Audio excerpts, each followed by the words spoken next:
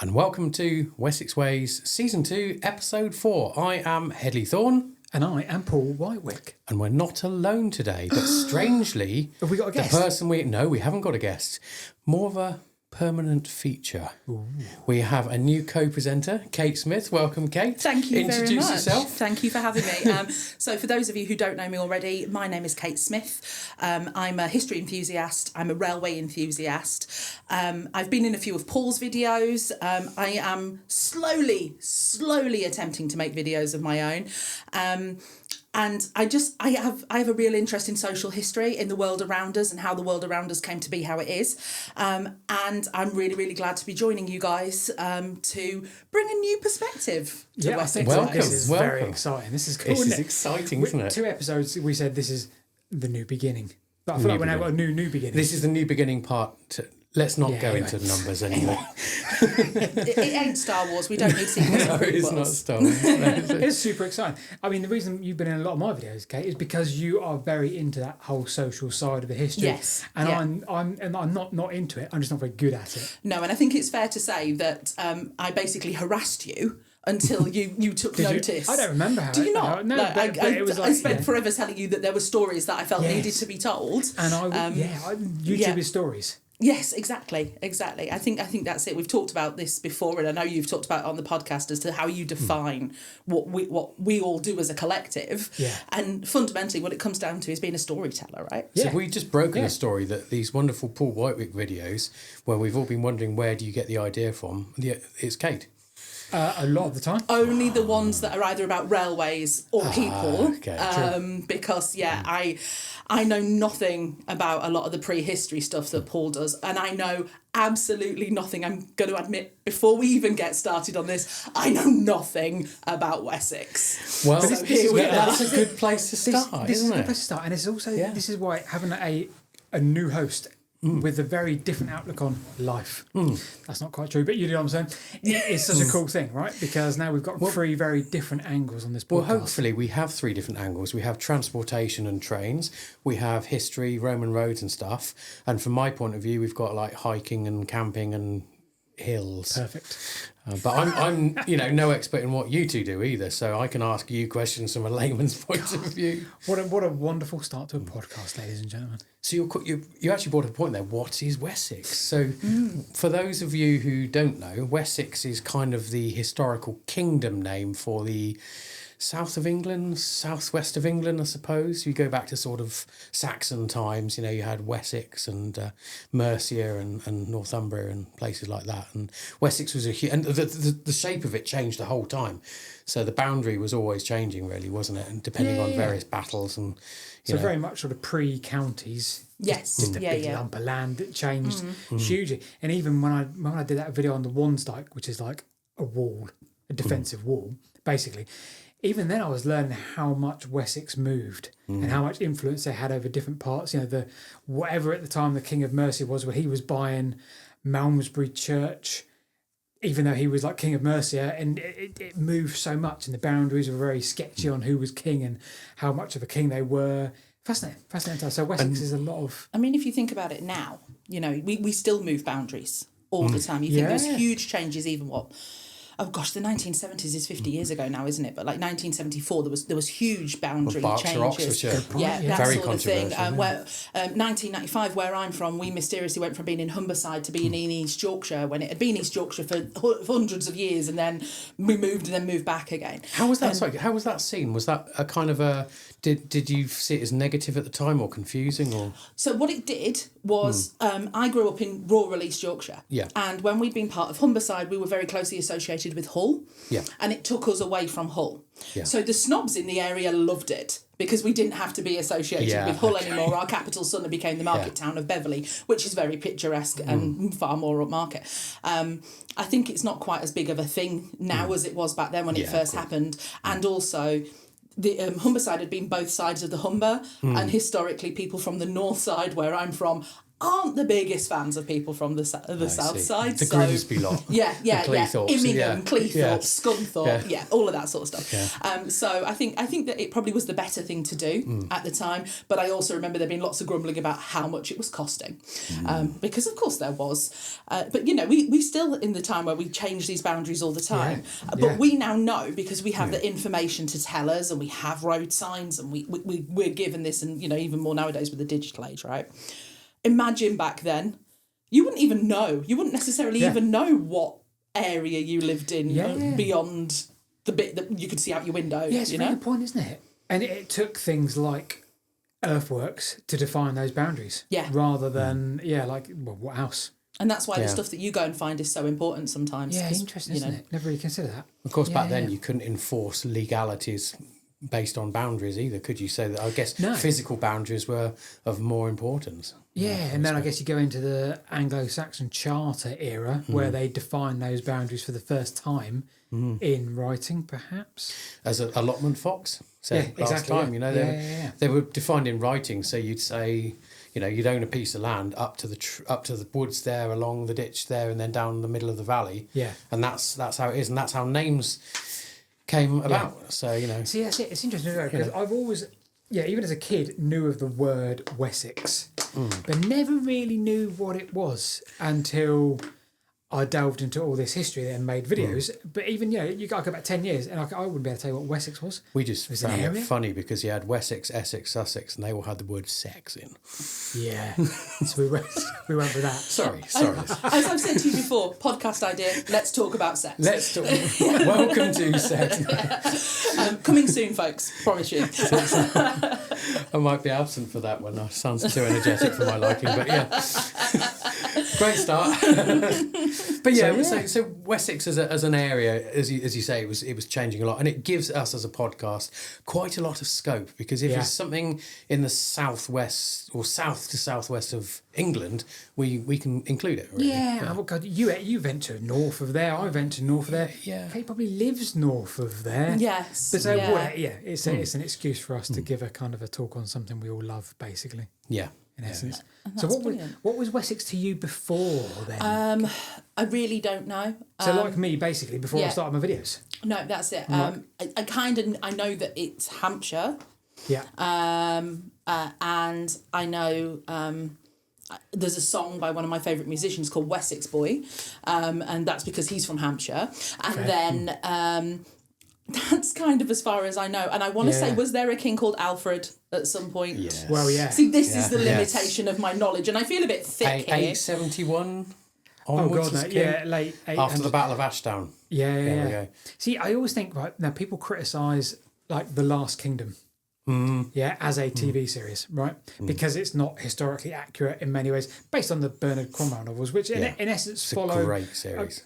It's it. Yeah. People criticise it, and people say it's not good because it's not perfectly accurate, but it still gave me a huge fascination with that time. And it's not going to be perfectly accurate in many different ways, but goodness me, what a series to get you, just to give you a little bit of a carrot on the stick to say, here, have a bit of that. And it is definitely worth watching if people have time and Netflix available. Yeah. The Last Kingdom is an absolute roller coaster. And just gives you this insight. And it's all characters, and did the main character Uhtred really exist? Who cares? Because the point was, you're seeing life through his eyes, and you're seeing all these different towns, all different places. And, I visited a lost village in Dorset once, right? I can't remember the name of the place, but that came up in The Last Kingdom. Yeah. And I was like, oh my God, this is this abandoned village, but it turns out it's a really important place because it was in The Last Kingdom. So in terms of people wanting to explore what is Wessex, well, go and watch The Last Kingdom, and you'll just get this little tidbit of massively goodness. And it is all about the start of England, isn't it? Yes. It's kind of it's how England had a very difficult kind of birth. There were successive, because Wessex was the most powerful kingdom in that era, time. In that era, yes. And you had the capital in Winchester, and Alfred as the king at the time, who wanted England. Yeah, and Exactly, but at the same time, the Danes wanted Wessex. Yeah. So they captured everything else pretty much. And then you had that series of very bloodthirsty battles. Yeah. Starting with, I think, Reading and then Ashdown and so on and so forth.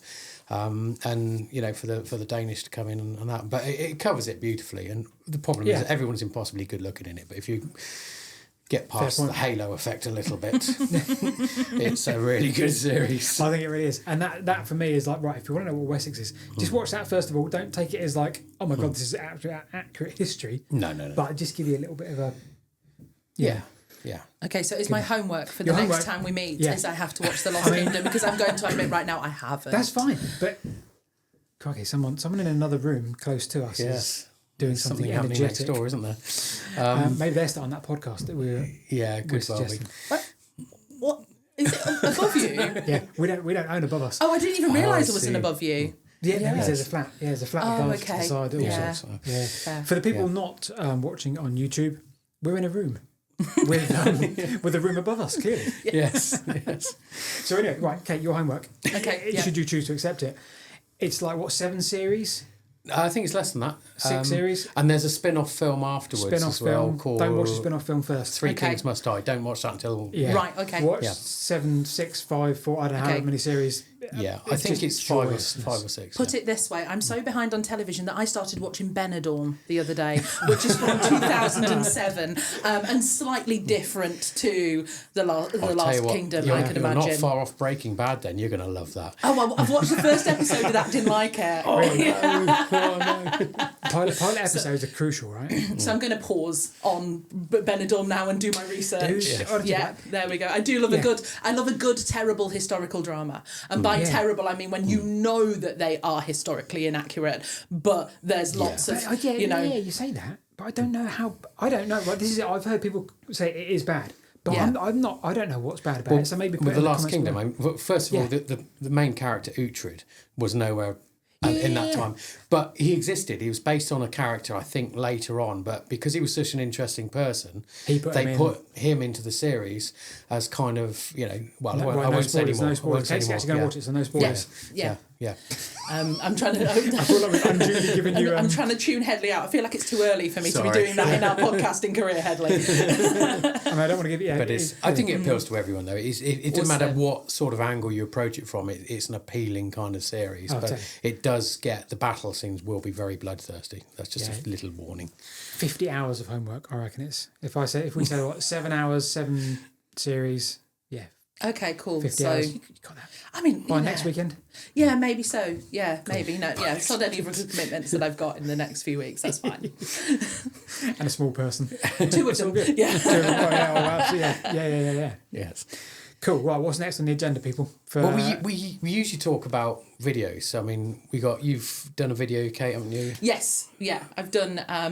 I had all these strong ambitions to start my YouTube career, shall we say, and I got really ambitious and I made my first video, and that was now in March, and we're sitting here in June, and I need to get my finger out and do more because I really enjoyed it, but I still feel very nervous about it, very nervous about it, and it is a lot of work. But your first video was very well received. It did very well. I was very surprised. It's had about 2,000 views, which for a first video is absolutely phenomenal. And, thank you to everybody that's watched it. Thank you to I think about 1,300 people that have subscribed to my channel. Cool. So that's absolutely brilliant. And thank you to you, because without you, I wouldn't have got that already. So, cheers. I appreciate it. So I know that I've got a nice base. And I need to build on it. It's just getting there and feeling confident to do it. I don't want to repeat, but you've had a small person in that time period, kind of. Yeah. So you don't want to beat yourself up quite yet, but it's, like I say, you've got a base. You've got. Yeah. It's going to go. But I do feel a little bit proud that it was something I started during maternity leave. It was something to keep my brain going at a time when there wasn't an awful lot. Unfortunately now, because I'm back at work, there is an awful lot of things to keep my brain going. But what is wonderful, I think, is being able to do something that's fun, that I enjoy, that gives me that creative outlet. Yeah. And I enjoy. I think that, like with what you do, you're so lucky that you get monetized for doing something that you love. Yeah, oh god, It's a rarity, isn't it? Which I remind you of every time you moan about you can it. do that. Yeah. I do, and to be fair to Kate, I do confide in Kate in terms of moaning a lot about the stresses and strains of YouTube, right? Like Yeah. every time I'm with you, probably, God, I've got to spend a day I never Paul saw again. you as a moaning person. It's not like I don't moan. You never, Maybe it's me. I just attract negativity out of people. I was being really sarcastic there because he doesn't. He and I have a little chat group going with Paul Timlett. Oh, we do, don't we? Yeah. Whenever any of us have a grievance with anything in the world, it's the that's a fireworks good come point. out, don't they? Yes. That's a good point. Yes. Yeah. Paul, I'll be We all honest know with you. I've missed your recent video because I've been away. When you say recent video, Hedley, where are you at? Then come on the spot, Hedley. What video are you at right now? I don't know. Oh, see. I don't know. To be fair, it's been probably 2 months since we've done a podcast because we did the interview with Tom. Tom from a lot. So I've Fox, forgotten. I mean, I've probably done 8 videos since that point. So yeah. I don't know. I'll tell you what I will talk about very briefly then. Of those, let's been 4, 5, 6, 7 videos, I reckon 2 or 3 of those have been of a very specific era in history. Early Neolithic, right? So I'll take you back to a time when the British Isles were in a Mesolithic period when it was very hunter-gathery. So you think you're like nomadic kind of people hunting, I don't know, some kind of auroch or big beast or something in this land that we're in now. Very, very wooded. No one conducts agriculture. And we're in 4000 BC, so 6,000 years prior to this point. That was what England, Britain, whatever you want to call it, looked like. Forested, people walking around the place chucking spears at stuff. It's still like that in Didcot. Really? Oh no, it's not forested anymore. Sorry, Karen. Other than that, Haven't they taken back where the cooling towers were? it's the perfect place to cook your auroch. So, all of a sudden, the incoming of people from the mainland Europe takes place, and within 2 generations, they are building monuments. West Kennet Longbarrow, boom! Within 2 generations of people moving in from Europe to mainland Europe to Britain, they built the first stages of West Kennet Longbarrow. So straight away, and I find that beautiful. This thing didn't happen over thousands of years or hundreds of years. This happened within 2 generations. They started building long barrows. They started building cursus monuments, the long, thin, rectangular, weird things. And then they started building causewayed enclosures. And they all kind of overlap in time, but all within like a couple of generations. That's about the time the Ridgeway formed as well, roughly. Well, I mean, yeah, Ridgeway's a beautiful thing, isn't it? Yeah, yes, you're right. And I'll tell you why, because you might think about Uffington Castle, and you might think about Wayland Smithy, and think, okay, Wayland Smithy, that's 3,500 years old. There's evidence of it. But also, there's something else hugely important. It's always overlooked at that point. Do you know what it is? There's 2 other hill forts. There's Rams Hill, and there was... But no, they wouldn't be that old. Wayland Smithy's the same age as West Kennet, roughly. Yes. It's a little bit younger, a few years younger. But Closer to Uffington. I'm going to give you a clue. This is my mini treasure hunt. Like, really mini, because I'll take it to Uffington. Which way are you heading from Uffington? Okay. So... Right, Uffington Castle. Uffington Castle. Yep, so if you head broadly west... Yep, towards Wayland. You'll go to Wayland Smithy. Yep. Don't head west. Okay. Head in the other direction. East. Yep. For around a kilometre... Rams Hill on your right. Rams Hill. Rams Hill says fort, which implies Iron Age hill fort. It's not. It's a causewayed enclosure. Dan Bashford from Historic England is currently looking into Rams Hill. I sent him some aerial photos of it because on aerial... It's just ploughed out though, isn't it? Yeah, but you can see it from above. Causewayed enclosure. Really, really, really strong. And you're right, it does look like a causewayed enclosure because it's more circular, whereas a lot of the Iron Age forts around there are kind of... Yeah, follow the contours almost, right? Follow the contours, yeah. But so anyway, so the point is, within 2 generations of these people coming over from mainland Europe to Britain, starting agriculture, chopping down trees like there's no tomorrow, coming over here, taking our jobs, right? Chopping down trees and starting agriculture, they all of a sudden started building their own monuments that they'd already been building on mainland Europe. So basically, our Neolithic period was like hundreds of years after mainland Europe because it took them a while to cross that. The sea, the channel, whatever. And they brought that knowledge with them. And they brought the knowledge, whatever knowledge was. They brought the way of burying people. They brought the way of doing whatever they did in causewayed enclosures, probably like feasting, communal gathering, that sort of thing. And they also built these weird cursus monuments. So I've done a video on all three of those different things. No, I haven't. I've done a video on causewayed enclosures and cursus monuments. I've not done a video on Long Barrow specifically. But there's a topic in there. There's a thing I should do. I think the Ridgeway was a canal. Stop it. Sorry. Honestly, I've blocked the dude now because he's such a... Yeah. You can't... As I use the analogy, it's like playing chess with a pigeon. You put down a logical point, you make a logical move with your piece of chess, he turns around, swivels his backside, knocks the pieces over and takes a dump on the table. Yeah, no, I agree. It's like you can't argue with the guy because he's not completely there. And People believe him though. Anyway, we've had this discussion. I'm talking about a gentleman called Robert. No, well, we don't. We shouldn't. We don't mention his name. I'm going to beat that out. Who is dangerous because he used to be an archaeologist, so he's very much got the lingo, the talk. He knows how to research, but he claims that Offa's Dyke, and Wansdyke, and Cardyke, and everything else was a prehistoric canal. Now, Wansdyke goes over the highest hill in Wiltshire, so and then back down into the valley. But it was a prehistoric sort of basic physics. People take this on board, and people, because he talks like an archaeologist, presents like an archaeologist. We went to a talk Alex in Devizes Museum with Alex Langlands, and somebody asked the question, I've heard there's a serious proposition that these were prehistoric canals. Good old Alex Langlands in his professional manner just said, no, they're not, and carried on. But that's the point. This was a very serious lady that really, and I try and then make the point, she's a lady, very serious person that asked her what she thought was a really serious question because she'd heard this archaeologist talk about, seen this. and I think that's like, it's dangerous to a degree, isn't it? It's like, it's archaeology, so it's not dangerous. But take it to a different scale and put it on the scale of medicine. Yep. It's that same sort of thing as what my beef is at. Yes. Oh gosh, without a doubt. And pseudoscience. I mean, if we want to start on misinformation, we'd be here all day. So I think we skirt around for now. But all that instantly goes through my head as someone who likes to look at these things from a sociological construct is, why would those things benefit being canals at a time when intra-English, intra-British, but, within the island of Britain, we didn't really trade hugely within that island itself. Most communities were fairly sort of self-sufficient with a range of about, 10 miles maybe? You probably know better than I do.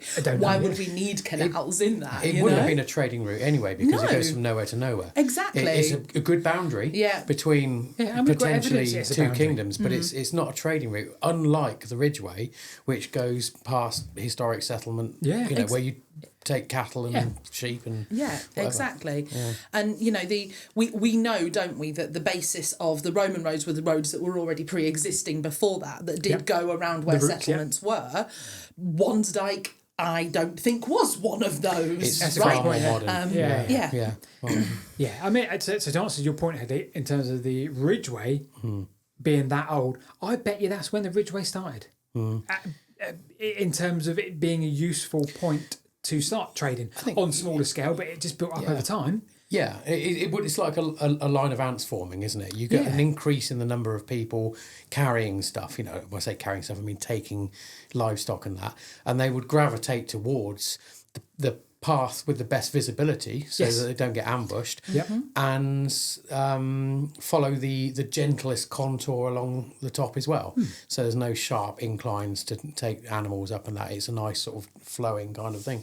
And people just gravitated towards that at the time that you're talking about. Yeah, that's fascinating, isn't it? Really fascinating. But it's because if you fatten up your animals and then you take them on a really long walk that involves lots of hills, you're taking those lovely fat animals that you've spent lots of money making into nice, meaty, easy to sell creatures, and you're making them all muscular again, and then people aren't going to buy them. It genuinely is. That's what it is. Okay. And that's why you don't want to be taking them, like you say, you want to be taking them the most gentle route and stopping as often as you can. And because the animals were everything, it was precious trade. It was what people traded. It goes back to a point you said before, that if you look at the later hill forts along there, so we're talking 3,000 years after the Ridgeway. Yeah, we're talking Uffington Castle. When, agriculture is still the main industry, then, places like Uffington Castle, probably more Salisbury Camp, might have been guarded enclosures for people marketplaces. Marketplaces and places to shelter your flocks when you're going along the ridgeway. And stuff. Yeah. So that's what I've been up to. Kate, you touched on your video. What have you been up to, Hedley? I might rabbit for a bit. Go ahead. If that's all right. That's fine. It's been a very, very good couple of weeks for us wild campers. So people may or may not know, there's a long-running story with a guy called Alex Darwell.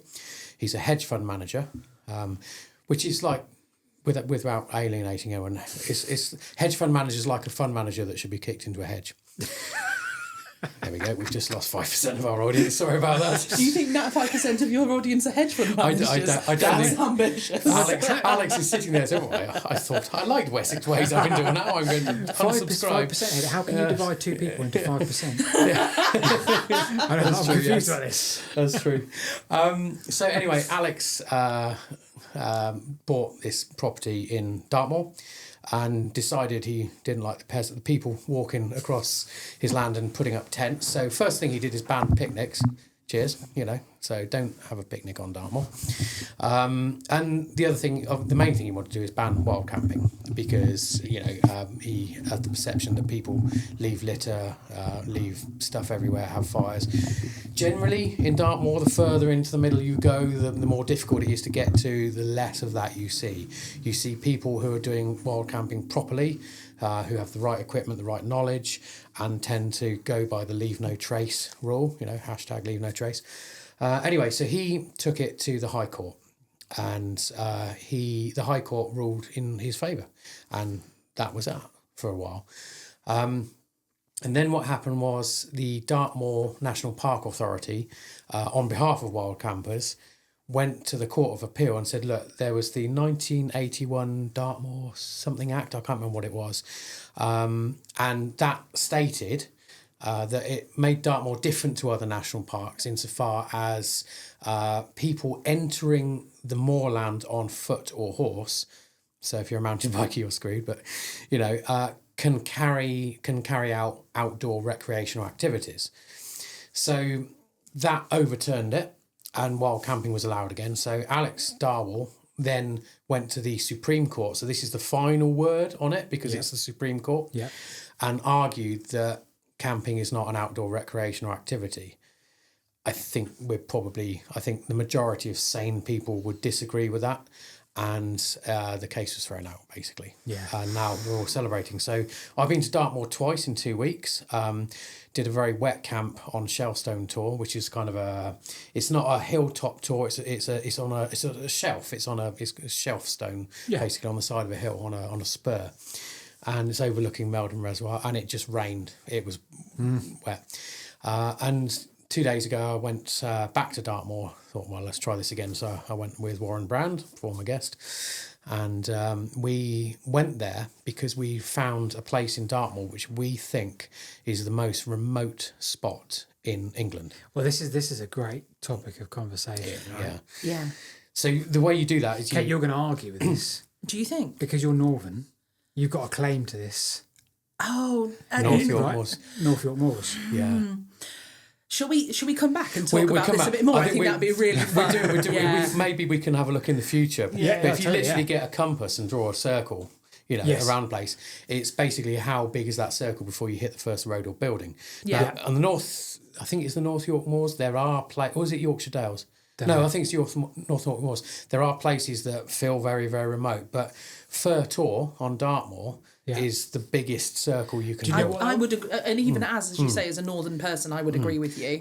You can the geography of both the moors and the dales are they're both long and thin. Whereas but we can talk about this more at a different time. Yeah. Dartmoor's kind of heart shaped and it's got a big centre sort of thing. So I don't want to don't tell me if you don't want to tell me, because obviously I don't want it to ruin your video. So people should obviously go and watch Hedley's video, which people could look up Hedley Thorneh on YouTube. Hedley Thorneh on YouTube. Yeah.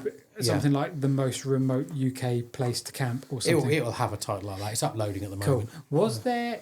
Can you tell us now, or do you don't want to... Yeah, no, it's fine. I mean, this will go out after the video anyway, so probably. Crow flies distance. Okay, so you're looking at roughly 6 miles in each direction. So 12 miles. And that's crow flies. As the crow flies. So you're not going to walk an exact straight line. So you got. But the route we took there was pretty straight. So it's just over 6 miles, but it's a good 5-hour walk because there's no paths. Yeah. It's all boggy marshes, and if you have to take tiny steps, and if you leave a foot down too long, it just goes down to your knee. So it's almost like, a bit dangerous, Hedley, really. I could have used tennis rackets. Yeah, one thing. Yeah, and of course, you're carrying 15, 20 kilos on your back as well. Which really does take it out of you. But yeah, we left at we went to the pub first because I was with Warren. But we found a pub called the Warren's Inn, and I didn't hear the name of it. It's the highest pub in southwest England. But we went there for a turbo pint, trademark. And turbo pint actually not being a fast pint, it means several pints. I was thinking you were meaning a fast pint. And then we parked at the National Park Authority and bribed the people there to park overnight. And you walk up this valley. It's beautiful. It's very English. It's very green and leafy. But the further you go, there's fewer trees. The greenery starts disappearing. Because you're getting up high. You get up high. And then we went over this moor, about 500 and something metres, and dropped down into this incredible remote valley with the river, the East Dart River, Whitewater going down the middle of it, making a massive noise, really, really loud river. And there's a waterfall, so I was sticking the GoPro in the waterfall and all that sort of malarkey. Oh, I'm looking forward to this video. It's great. And then you're selling it. And then you go further upstream and you cross a few marshes and a couple more miles, and you get to a place called Sandy Hole. I think it's called Sandy Hole Pass. That's it, where the river's cut a really steep, narrow gorge, and you kind of go over the top of it. Wow. Lost Warren for a short while, but it's fine. But is he still there? Can we just clarify for the listeners that you found him again? On the way back, I saw a shoe. Oh, okay, so okay, maybe. Yeah. But, is this like an Everest situation? Yes, Cool. But you don't see anyone, no one at all. Yeah. No one, not a single person. Not you see wild horses and the odd cows and pigs and shit. Not pigs, but sheep and some interesting birds. But that's it. And then we got to do a river crossing. So there's this stream coming down called Cut Hill Stream, and I'm a big bloke and I've got a big rucksack on, and there's no two ways about it. You do a run up and you jump. There's no other way across. And my knees were really painful. And then you climb up a marshy hill called Cut Hill up to 603 metres, and that a few weeks ago was completely on fire. And now it's completely green again, but crunchy underfoot. But there's the bogs on there are deliberately terrible. On fire? I don't know.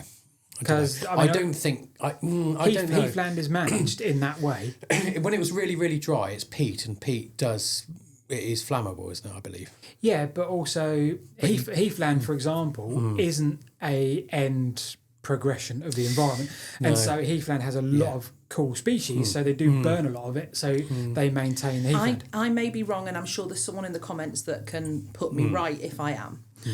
But from my experience of sort of land management, which isn't much, please don't think that it is, they burn in September and October, if I remember correctly, because so what they're doing at the moment is they're bringing up the vegetation for the grouse. Because the shooting season is August, early September.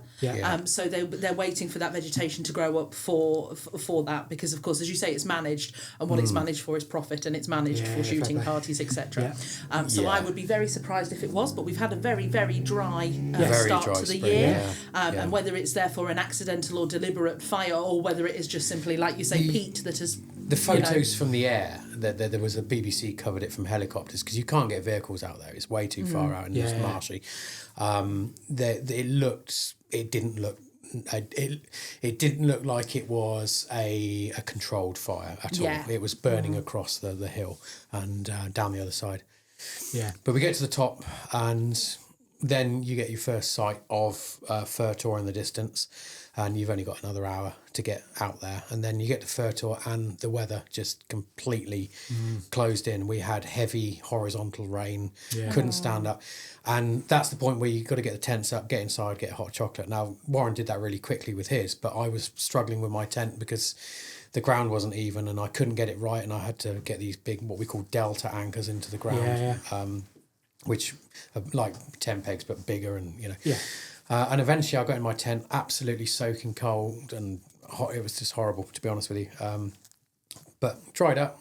Yeah. Had a nice night. And then I had the pleasure of a 5-hour walk back the next day, which was yesterday. And then a 3 or 4 hour drive back home as well. So it's very difficult to get to. But as I was saying to you earlier, the views, I've never been anywhere. If you go up Snowdon, Scarfell Pike, anywhere like that, you can always see a town in the distance. You can see the coast, you can see something. From Fir Tor, it's only 570-something metres, so it's nowhere near as high as those. But even if you had a telescope, 360-degree views, all you can see is hills. As far as the eye can see. You can't see anything else, and it's a really strange feeling. You feel almost like you're on an island. And I loved it. But cool. I would recommend it to those who are seasoned hikers. I would definitely recommend it. I wouldn't recommend it for anyone looking for a day hike or something like that, because it's it reminds me when we started making videos, we did a little series called Remote Disused, and we would go to find the sort of the most remote disused stations we could find in Britain. And we did Riccarton in Scotland, and we tried to measure like the distance away from the road. And I think number 2 was King Tor on near Princetown. Yes, and in then the Merivale area. West, yeah. Because King Tor was like the second, I think, number 2 on the list. I might be on that next week. Yeah, it was great. It's lovely. I mean, you can walk the old railway from Princetown. Yeah. The Princetown and something. Went down to Yelverton. What railway was it? Was it like a slate or... No, proper railway. A proper railway. railway. Passenger railway. Yeah. And they said it was often used for hikers. So it went from down like on the Plymouth main line. There's a Plymouth main line coming in from the north, and it curved off at like Yelverton or somewhere, and went up onto Dartmoor, up and ended up in Princetown. Princetown was the end of the line. But one of the stops along the way was King Tor. That's quite a climb. Yeah, for a railway. I mean, it's not big in. It's not high as in compared to the other tours, but it's still on the plateau. Look on a map, and it sort of winds its way up the contours. It's a fascinating place. I wonder what the purpose was of having a station there. I don't imagine. Did, didn't they? Right. Well, that's it. There'll have been a landowner that would have wanted their station there. Yeah. That's generally what Princetown businessman or something like that. Yeah. You know, it will have probably been. It could have even been a halt that was only open for the shooting season or something like that. You know. Yeah. But no, then it was used like predominantly after a point. It was hikers. Yes. Hikers used it all day long. And you can argue that it's a shame that we don't have that anymore to open up that accessibility. It's true. Yeah. And that is that part of Dartmoor, the Merivale area, is kind of the most accessible part. Yeah. It's got a road going through it. You've got free parking spaces all the way along it. You've got the mast at Princeton. You've got Dartmoor Prison there as well. Yep. So if you like your sex offenders, you've got that. I thought it was more financial. Princetown, like fraud and stuff like that. I think it's now sex offenders. Is it actually? I think it used to be murderers and stuff. So if you want to go back and look at historically, of all bizarre people, Simon Mayo has written a novel about Dartmoor Prison. Really? Yeah, and it's a while back, maybe about 10 years ago or so, that I remember reading it, and it really highlights how isolated it was. And it's an absolutely fascinating read. Cannot for the life of me remember what it was. Don't think I finished it because I had to take it back to the library before I did. But, you know, if you want an obscure book that you wouldn't expect a Radio 2 presenter or whatever it is now to give, that one was a good one. Brilliant. Really enjoyed it. Yeah. Isolated is the word with Dartmoor, isn't it? Yeah. It really is. I mean, it's got its own weather systems and because it's high up. And look what happened to you. Yeah. You know? Yeah, exactly. You're walking in perfectly lovely conditions, and then suddenly... quite literally, I guess we're in the clouds. Yeah. And it doesn't feel like you're in the clouds because the whole area is high up. It just feels like thick fog and rain. In reality, if you go down to somewhere maybe below Princeton or somewhere like that, it's probably just a normal cloudy day, but up there it is bad. Yeah. And the temperature's different. I think in the winter it's 3 or 4 degrees warmer up there than it is down. Because it's counterintuitive. Right. But I'm not quite sure why. But I just remember reading like when you climb Ben Nevis, for example, the old guidebooks say that every 100 metres you go up, you lose a degree. Yeah, it's about 150 metres, I think. It's the same pretty much everywhere in the world. You lose a degree every 150 metres. Right. And in the Brecon Beacons, you really feel that. So when we did a camp 3 weeks ago on Corndee, which was 860 something metres. Yeah. When we left, Brecon at the bottom, which is only 100 metres, it was, 8.5 7.5 degrees colder. Adding the extra wind chill, it feels like 15 degrees colder. Yeah. So it is a big difference. But the only difference is the elevation sort of thing. Right. What this conversation has just given me an idea for, and people in the comments, let us know if you think this might be a good idea for a podcast. Talking about the accessibility and looking at how, like you're saying, that area's got roads and it's got free parking all along and stuff like that. Yeah. But we all know there's a huge ecological impact on those areas when people are out there walking. Yeah. You know, and it would be really interesting, I think, to maybe have a little dive into how railway lines, bus routes, etc., improve accessibility for people heading out into those areas, and how that impacts the local community as well. Yeah. You know, I think it's an interesting thing, but I find all sorts of obscure things interesting, as you're all going to find out, I'm afraid. I think that it does also raise the point that now this ruling has happened and people can wild camp. Yeah. There is a duty of care that we have. A big duty of care. I mean, funny story, yesterday when we were coming back, we were joking that we hadn't seen anyone at all, which we hadn't. And then going along, I found a raspberry flapjack wrapper. I'm like, and I got really cross. And I went on camera to say, look, you so-and-so, don't do this. It's a sensitive time. We've got what we want. Let's look after it.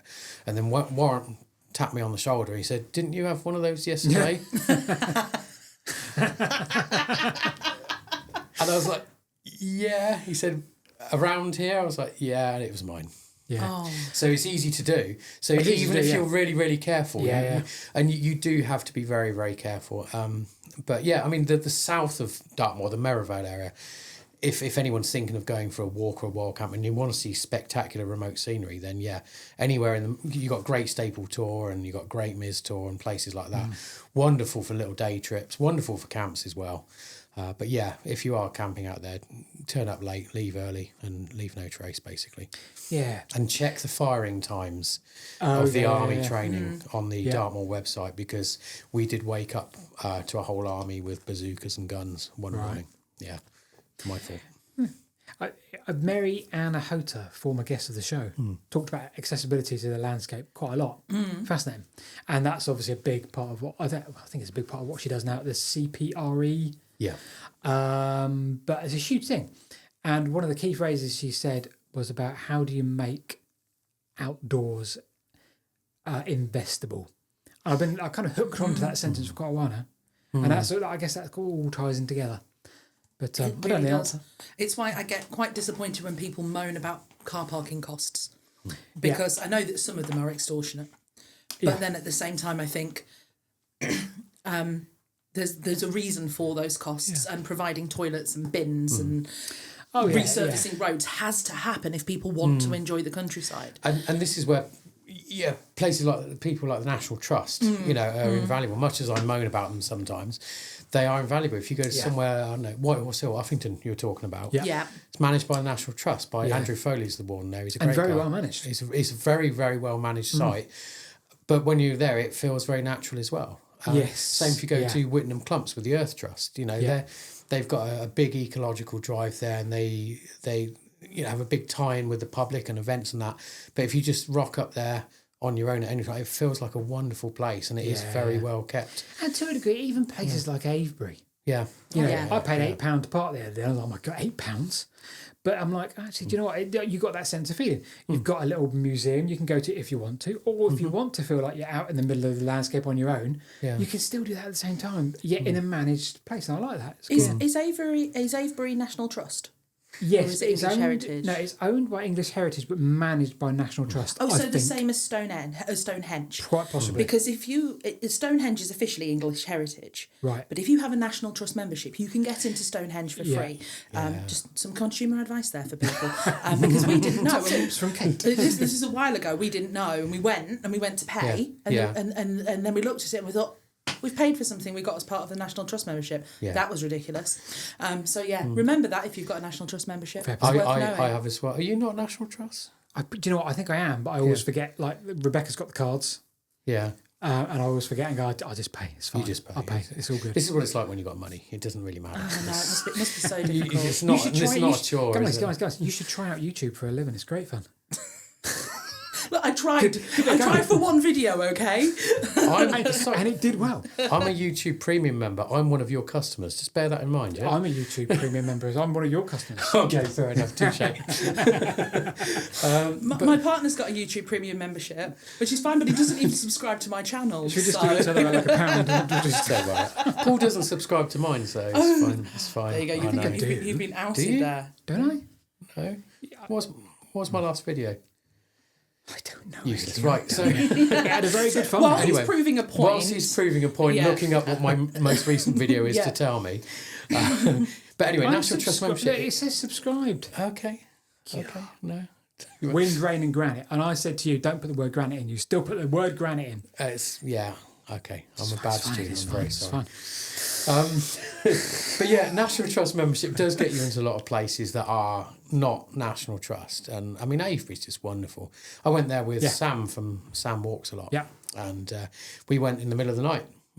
She'll have loved that. That's right was up brilliant. Sam Street. It was so good. So we looked around Avebury, looking around all the stones by torchlight. And it was really, really good. But it was freezing cold. It was the middle of winter. It was pouring with rain. And we got as far as West Kennet Long Barrow and we were both shivering. God, that's still quite a walk we at went night. into the Long Barrow and stayed about an hour in there, warm, because it was lovely and warm in there, just having a chat. And then when we went out, the sun had come up and it was how magic. absolutely brilliant. Wow. Absolutely. That sounds I phenomenal. will say something about Avebury though. I saw someone the other day, they're going to get themselves in a lot of trouble. I'm not going to name them. I know what you're going to say. I saw someone post a drone picture of Avebury, and it's a nice shot looking straight down on Avebury with a circle. Now, I worked out to do that, you've got to be at 2,500 feet when your legal limit's 400. Yeah. That can result in a very harsh penalty, very harsh. And I know two people that have done it now. I'm not going to name them, Yeah. but anyone watching on YouTube, I just mouthed a name. I know the other one. Don't panic. But the person argued, they'd stitched a load of shots together, but then the shadows wouldn't all be pointing the same way. Yeah. So it was, and they've taken the picture down now. Yeah. But it's just it. Now you got to be careful. You got to be very careful. Anyone who sends a drone that high, I mean, it's making the rest of us look bad. I'm not a popular person. I was a cyclist for 10 years. I'm a drone pilot, and now I'm a wild camper. None of those are. I wasn't destined to be popular, was I? Very true. Yeah.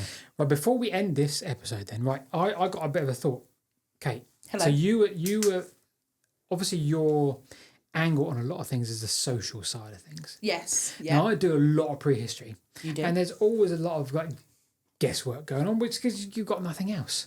Mm-hmm. But I wonder how much people solely work on the social side of prehistory. So I've just done a video on causewayed enclosures, right? So basically, think hill forts, but with gaps in all around the outside. So it's a ditch around an area, often a hill, but maybe that could be survivorship bias. There could be downhills, but we could have just ploughed them out. Yeah. But the point is a circular linear ditch with entrances that often were palisaded. So so what the hell was going on there? So I'm not asking you now, but I'm just saying, I wonder if someone with your social input of a society can sort of help the archaeologists that are doing the, carbon dating and all that, and going, right, this is we found this, we've got a carbon date of this. What were people doing? What I'd be interested to look for in that would be animal bones. Yes, animal bones, yes, skulls. Yeah, because what instantly came to mind, and this is just instantly coming to mind, this does not mean I know anything on this does not mean I'm an expert. Please, pedants in the comments, please correct me if I am wrong, okay? I'm always more than happy to be corrected if what you're telling me is right. I'm just wondering whether these little pens around the outside of these palisades would be... If you're in a nice, if it's exactly going on from what you were saying about the Ridgeway, Hedley, if you're in a nice, safe, strategic position where your location would be an ideal stopping point for somebody taking their animals to market or droving or for messengers on the road and stuff like that, you could create those within your... hill fort. I can't remember the word that you just said to me. Causeway enclosure. Causeway enclosure. Yeah. And then you can charge people for rent. So you're thinking almost like Yeah, like a marketplace, like an overnight, not overnight stay, but like a prehistoric or Neolithic version of a coaching inn. Yeah, I like it because there's evidence of feasting. Yes, like animal, like what they call it, middens, where there's like ditching of stuff like scrapers and oysters as well, because the Romans had oysters. I think the significant Romans had oysters, so you do find places like Uffington and Lowbury Hill, which isn't. As in reused. Yeah. You see, you can find oyster shells basically. Okay. Yeah. I like that. Yeah, I like that. Yeah, and that would be my initial thought based on what you said, Hedley. So if anyone knows that I'm wrong, please blame Hedley. No one can say you're wrong. No one can say you're wrong because we don't know. No, exactly. Yeah, over the years they've gone, it was a hill fort. They lived in the ditch. They did this, and you can prove a few things wrong. Yeah, but then we're still at the point where I'd say it would be like the pre-inn version of an inn, perhaps. Somewhere where people stop, they can rest their animals for the night. They could rest their horses for the night. Perhaps change horses if they're like taking messages or something like that. This brings out another point actually, because we're talking about hill forts basically along the Ridgeway and these areas. But if you look at hill forts like Crewcurwell in Wales and places like that, it's way above where you would keep any animals. It's rocky sided. Yeah, but so they would have a different purpose, surely. Yes, I think you're absolutely right. But what a lot of these, there's been one that's been found near, what's the town south of you? Abingdon. It's north of me, but yeah. Is it north of you? Yeah. That's why you got lost last time you came. It probably was, wasn't it? Yeah. I think you've got lost at Abingdon coming to find me before as well. Oh, possibly. Are you cursed by Abingdon? The black hole that is Abingdon. You were heading out to meet me to film, and you got to Abingdon, and it was so raining you had to turn around and come home. Well, literally, because there was like a hole in the road and there was a car in it. I told you, cursed by Abingdon. Yeah. But there's one found near Abingdon in the field. Charlie Bassett. Is it? Right. Yeah. So that's nothing to do with the hill. So the point being, there's been a few of these now that we're saying, well, hang on a minute, this was just the fact that we can find them often on hills, that's just survivorship bias because we don't plough the hills. The one at Charlie Bassett, I think you're on about, it is on flat floodplain land. Yes. I went to have a look at that, and are you talking about causewayed enclosure? Talking about causewayed enclosure, not a henge, not hill fort. Okay. Causewayed enclosure. Charlie Bassett is basically a hill fort on the Thames Plain, and I know that. I know what you mean. Yeah, if you look on the map, it's got a stream. It's got streams going all the way around it. Yeah. So water defence straight away. Yeah. And it's right in the middle of where Roman agricultural land lies and stuff like that. So again, I really think that would have been animal related. Yeah. Somehow. Yeah. But it's a big effort to make stuff like that because you haven't got the tools. That would have been Wanstead, as we said, was a kingdom-wide effort. These hill forts, not far off. You would have had hundreds of people over years making them. Like I say, go back 2,000 years prior to hill forts and more when Neolithic started in Britain, and you're building Cursus monuments 2 miles long. The Cursus monument in Dorset, 6 miles long. And I tell you what, even now, it's 4 feet deep in places. 6 mile, 4 feet deep. How long has that taken you? What is it? I'm going to apologise for not having watched your video on this. What is its purpose? No one knows. Yeah. Really? And this is the whole point. Honestly, watch the video on the Cursus, the Dorset Cursus specifically, because it's number one, it's a great video because I made it. Number two, so humble. Didn't like your thumbnail. It's mad, right? It's like, what are they doing? Because they had long barrows on top of it on the alignment. They have long barrows at the end of it, each end in a specific pattern. It's fascinating. 6 miles long. A rectangular feature, 6 miles long, so 2 ditches and a bank on the inside. It's crazy. That's got to be something religious. But in my view, whatever it is. That's a good point. Is it? Do you know the orientation of all these? Are they different? Yeah. Again, you guys, you got to start watching my videos, because if you sit in the middle of the Dorset Cursus, and on June the 21st, December the 21st, shortest day. December 21st, you sit in the middle of Dorset Cursus and you look towards the southern end or the southwestern end of the Dorset Cursus. The sun sets over the top of the long barrow, which is on the end of the Cursus. Okay. It's mad. So it is related to... So it's related to celestial type movements, but who knows what else. Honestly, so that was at the start of the Neolithic. Video, by the way. That was at the start of the Neolithic, right? Yeah. And you're going to have to wait a while because you've already set me 50 hours of homework. Good point. Once I've caught up on that, I promise you I'll watch some of your videos. We need to write you a list, Kate. Yeah, Kate's to-do list. Kate's homework list. Can someone put it in the comments for us, please? Thanks. This will be a regular feature. Kate's homework. Treasure hunt. Kate's homework. Whoa, treasure hunt. We haven't done treasure hunt. Treasure hunt. We're not doing treasure hunt. Should we call this episode a day and we'll we didn't do treasure hunt because my subject was Dartmoor. Oh, and I told you before we recorded. How did you not lead us into that? We could have guessed. It was deliberate because treasure hunt's rubbish. Right, we've got 2 features, ladies and gentlemen, for next time. We've got treasure hunt and we've got Kate's homework. Which is quite alarming because we're going to record the next podcast straight after this Don't one. give the secrets away, Kate. Which means I've now got to write a subject in the next 10 minutes. that I didn't know I had to write. Okay. You know that we record these and people are going to notice we're wearing the same clothes. Oh, that's a good shout. No, but you could just think we're a bit grubby. You know, just like, oh, God.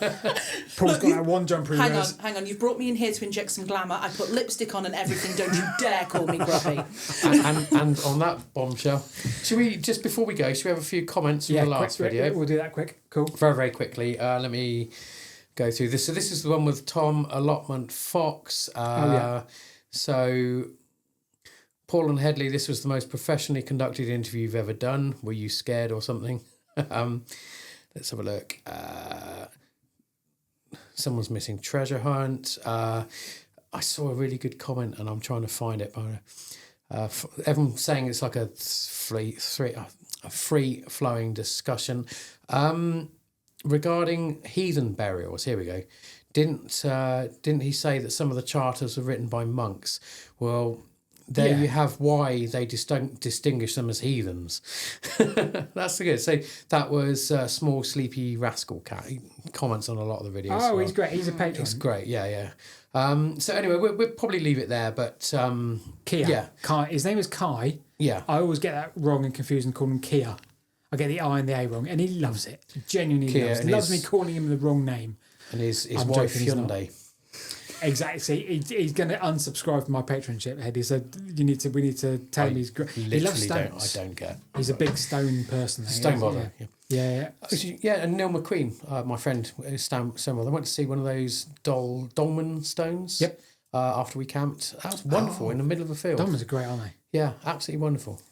And who knows what they're for? I mean, there's not been a huge amount of bones found in them. No. So, they're definitely burial related, but but in also some way. But yeah, well, this one was. It's the Spinster fair play. Stone, I think it's called. Oh, interesting. And not. It was named because the ladies that did spinning apparently built it. It was built by the women. I don't know why. Fair enough. Not a mystery. Right. Should we wrap up this episode? Big thanks to Kate Yeah, for being Kate. our new Welcome. co-host. Thank you so much for having me on board. Adding glamour, and it's brilliant. But more than glamour. I was being how facetious. sexist I'd been there. It's fine. Yeah. I was being facetious when I said glamour because anyone who knows me knows that I'm not necessarily the most glamorous person. But there we go. Cool. Right. Yeah. See Thanks you next everyone. time. See you next time. Thank you.